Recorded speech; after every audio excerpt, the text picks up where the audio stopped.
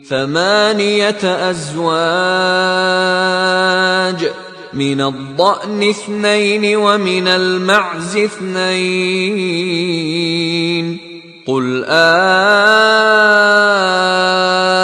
أذكرين حرم أم الأنثيين أما اشتملت عليه أرحام الأنثيين نبئوني بعلم إن كنتم صادقين।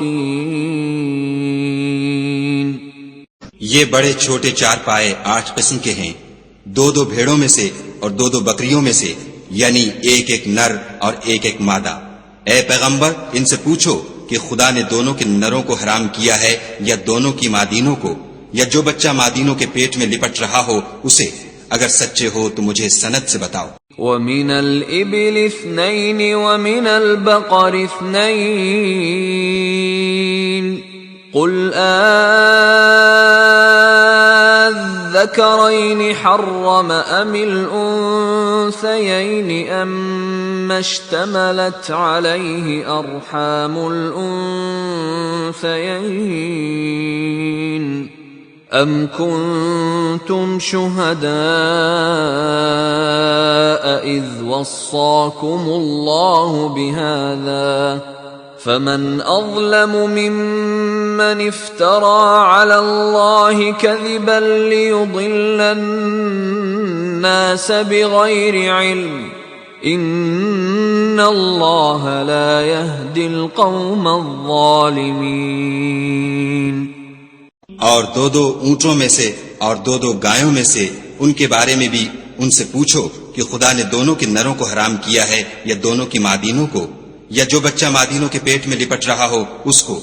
भला जिस वक्त खुदा ने तुमको इसका हुक्म दिया था तुम उस वक्त मौजूद थे।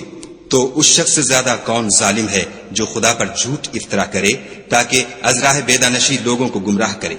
कुछ शक नहीं कि खुदा जालिम लोगों को हिदायत नहीं देता। قل لا